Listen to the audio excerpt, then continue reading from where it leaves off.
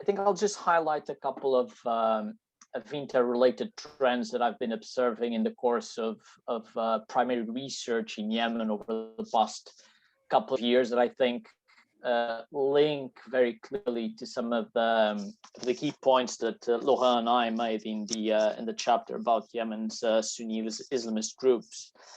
I think more broadly, there has been a transformation and also fragmentation of the Sunni Islamist field in Yemen, largely as a result of the conflict, and in great part has a direct response to the Houthi threat and offensive to Hezbollah, to the Salafis, and also to the violent extremist organizations such as Al-Qaeda in the Arabian Peninsula and Daesh, of course. I think certain dynamics were already there prior to the conflict. For example, the politicization of the Salafi circles, but I think the conflict has accelerated this this trajectory. The militarization of both Islam and the various Salafi groups is naturally the defining outcome, I think, of this transformation. I mean, in the case of Islam, which were really targeted by the Houthis prior to the conflict, and at the beginning of the conflict, they militarized and created militias through circles loyal to General Ali Mohsen al-Ahmar, and also linkages to militant groups. And in the case of the Salafis, many took up arms across Yemen. Various Salafi militias emerging, and the main parties to the conflict also co-opting these fighters to their ranks to join the anti-Houthi war effort.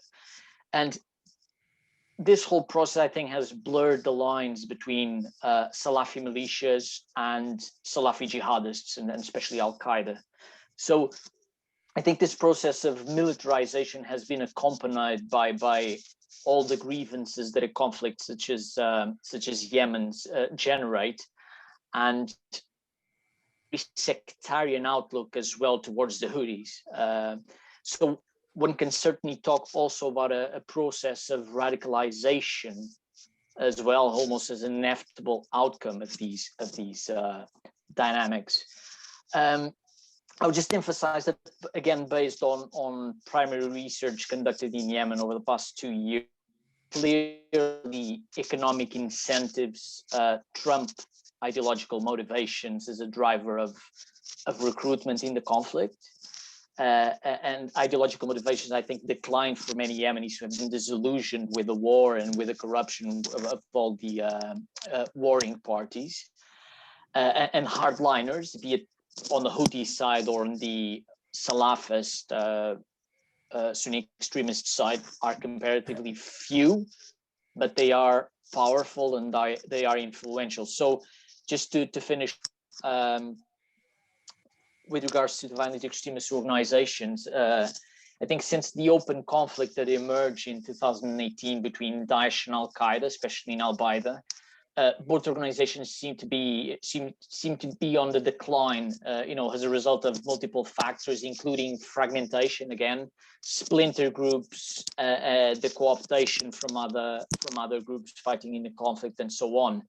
Their number of operations, online communications, etc., has dropped significantly, but again, this dormant state of the violent extremist organizations, I think, does not reflect the incidence of extremist ideology and sentiment on the ground.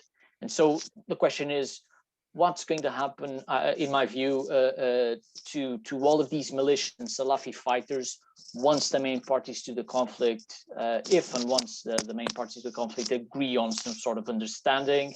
And for example, another related question is, what is the impact of funding shortages as a result of COVID-19 on the way that all these groups, the Islamist militias, the Salafi militias, the violent extremist organizations are currently looking? I am skeptical of, just to finish off, sorry, I'm really skeptical of the potential of mediation to reach any sort of coexistence between the Houthis on one hand and the more hardline Sunni groups. I see this particular conflict almost as something that will become or has already become kind of a structural characteristic of the conflict, and should outlive, I think, any kind of top-down peace agreement.